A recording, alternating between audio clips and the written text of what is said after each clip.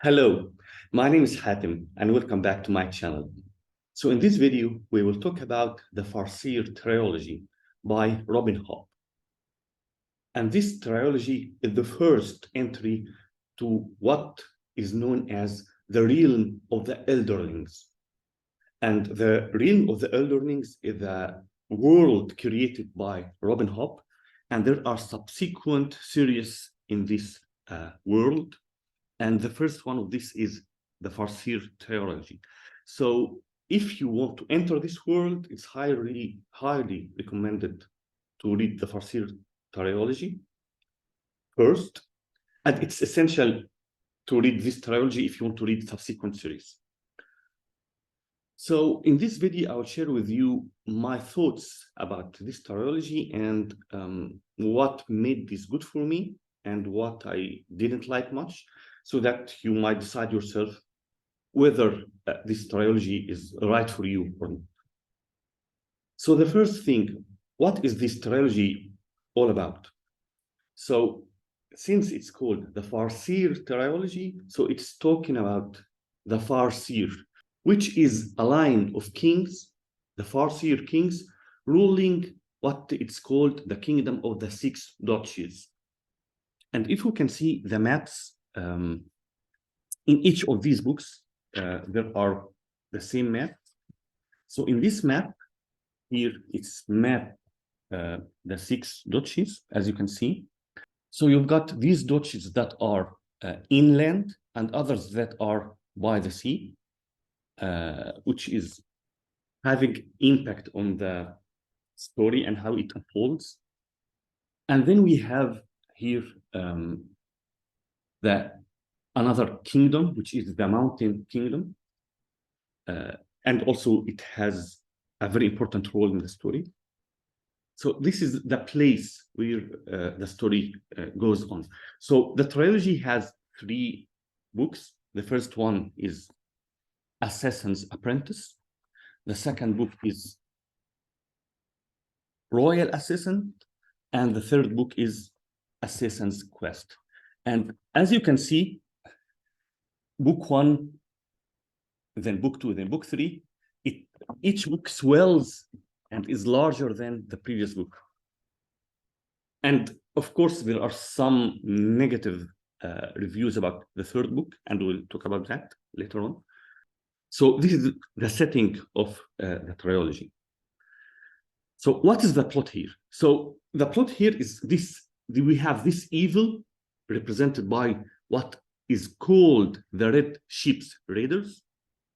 So these are raiders coming from the out islands, coming from the sea, and making raids to the 6 duchies, more specifically to the out land by the sea duchies. So they are making raids, killing people, and doing some magic to the people, which is called forging. We'll know about this. You will know about this later on. So this is this evil threatening the kingdom. And most of the plot here is about how are we dealing with this evil? How can we face this evil? And the characters in the beginning, they are failing to face this evil coming from the raids, and trying to figure out what to do to stop the raids and the killing and the burning and so on. But the story here is told from a first-person perspective of Fid's chivalry. So this is the story of Fid's actually, and his role in what is going on and the bad things that kept on happening to Fid. So who is Fid and who are the characters here? And I would like you to realize this trilogy is not a plot-based or plot-focused trilogy. It is character-based.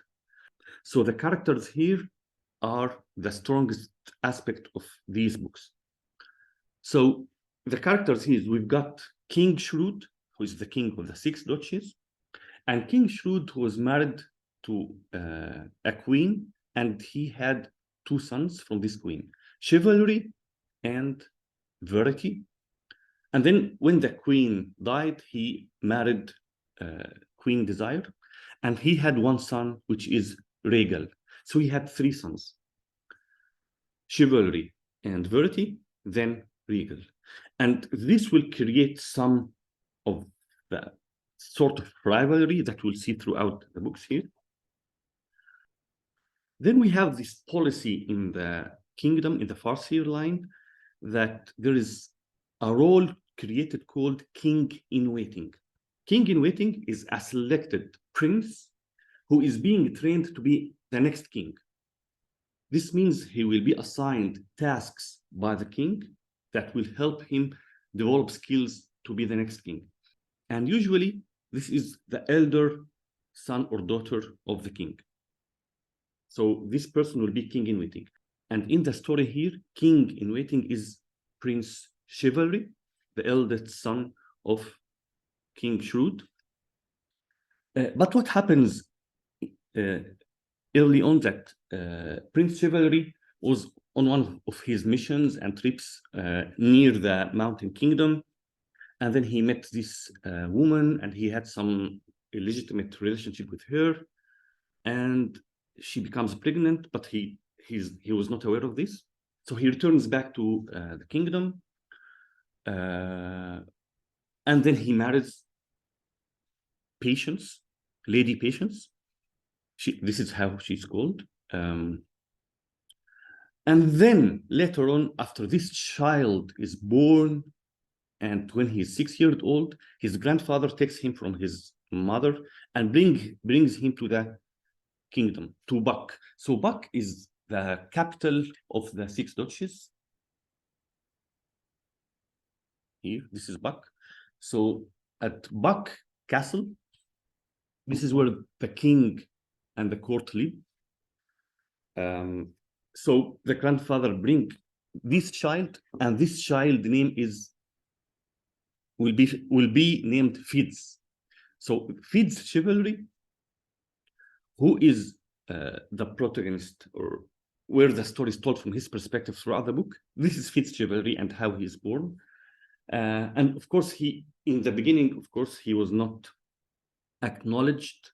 Then they took him, and this is his journey throughout the books. This is how it starts here.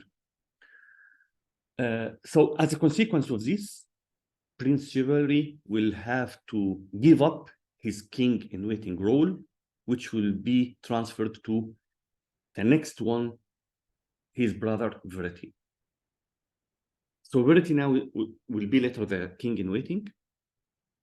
And of course, events will get complicated throughout the books. I cannot reveal more, but mostly what I said here, just in the back of the first book. I mean, I didn't say much about any spoilers, but please, never, ever, before finishing the first book, read what's written in the back cover of the second, third book. Okay, never, ever. So usually when I buy and start reading trilogies, I buy all the complete set, so that first I read trilogies that are completed. But when I read the first one, I hide the others. I never read what is in the back cover. And what is in the back covers here and here, in the second, third book, they are spoilers. So please don't read them if you don't read, until you read the previous book. So that was the plot, and vaguely talking about characters, because there'll be more characters later on. And again, the strength of these books is character development. The relationship between characters and how characters are evolving, and the relationships between these characters are evolving as well. This is the main strength of these books. You will care about characters, about what happens to them. You will hate some characters very much. And Fitz, so my feelings towards Fitz was complicated, because I was, some instances, rooting for him, feeling pity for him, And also in some instances, I was nearly hating Fitz and the decisions he's making. So you kind of love and hate Fitz, sort of. But here there are characters that you will love, especially those characters that were helping Fitz throughout his journey, treating him well, and will hate other characters, trying to understand their motivations and why they do this. And by the way, there are animal companions here, and animal companions and the relationship between animals. So they are sort of characters as well. So part of the strength in the character development relates to the animals as well. So character development, including animals and the relationship with animals, is very strong and well written. So this is about the characters. The writing style of Robin Hobb is brilliant. You will like the writing style of these books. I loved it, even though I'm not used so much about first-person perspective books. Usually, most of my readings previously were third person, but I enjoyed this nevertheless. And now let's talk about the pacing of the books. So as I told you, these books are not plot focused. These are character focused. So they focus about the characters, the relationships between the characters, but it's not focusing on the plot, which means that these are slow-paced books, very slow-paced, actually. So if I compare the time I spent reading these three books compared to the Mistborn, the first era trilogy, I almost finished the three Mistborn books in about a month, or maybe a month and maybe 35 days. But this, they took much longer time, too much longer time, because the pace is very slow. And this will turn off many people from reading this trilogy, especially the third book, which is the largest one. So you are just going through Fitz's journey. So he's got some quest, which is written here, of course, but you can't read this back cover. So he's going through his quest, and whenever he achieves some progress, 2 steps forward, some things happen which puts him maybe 4 steps back. So the pacing here is very slow.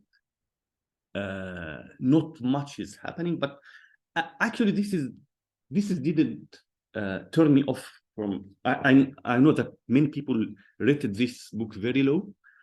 I don't rate this low. So yeah, it's book. Maybe it should or could have been shorter, maybe. But I still enjoyed it. And I didn't have any bad feelings regarding the third book or any of the books. Even though I think, yes, it might have been shorter. It would have been better for the book. But this is what it is. Maybe one final thing we discuss here is the magic system or magic systems. So there are, we can say, 3 magic systems introduced here. The first one is the skill. So the skill is mind communication. So people communicate with their minds, with each other, but only people who have the skill. And this skill is inherited. So it should be through the blood. And it reminds me a bit of Mistborn. So where, again, you should have some ancestor in your bloodline where you inherit the skill from, but you still need to have training. So you don't essentially need to have the skill if you have a bloodline ancestor. So this ancestor might have a father, for example, 3 kids. So this doesn't necessarily mean that the 3 kids will have the skill. So even the one who might have inherited the skill, still he needs training on how to use the skill. So simply the skill, at least in the beginning, it's shown as the magic of communicating between people who have the skill, but with their mind only. Then we have the second type of magic introduced here, which is called or known as the wit. And the wit, again, is sort of mind communication, but with animals or beasts. This is why they call it beast magic in the novels, and there are other names as well, which will be revealed later. Beast magic. And this is disrespected, actually. People don't accept others who have the wit or who use beast magic or who use this wit. And if someone is caught practicing the wit magic or beast magic, he will be executed, or she will be executed and burned. So the skill, the wit, and then we have what is called forging, which is what the red sheep raiders, those enemies, do to the people they catch from the Six Duchies. So either they kill them or forge them, which means converting them to mindless beings, some sort of zombie, something like this. So these are the magic systems introduced here, and they are not complicated. It's not complicated to understand them. So in summary, if you are planning to enter the realm of the Elderlings, you need to read this trilogy. It is, but still you need to know and manage your expectations before going in. These are not plot-based. These are character-based. Yeah, and that was it about the Farseer Trilogy by Robin Hobb. And I'm looking forward to continuing my journey through the realm of the Elderlings. I already have the next trilogy, the Life Ship Traders Trilogy, which I'm planning to read somewhere, maybe by the end of this year or early next year, 2024. So yeah, so tell me what your thoughts about this. Have you read this trilogy? What are your thoughts about this trilogy? What did you like? What did you hate about this? If you haven't read them, do you think this is right for you? Are you planning to read them shortly? And that was it for today, and see you soon in another video. Have a nice day.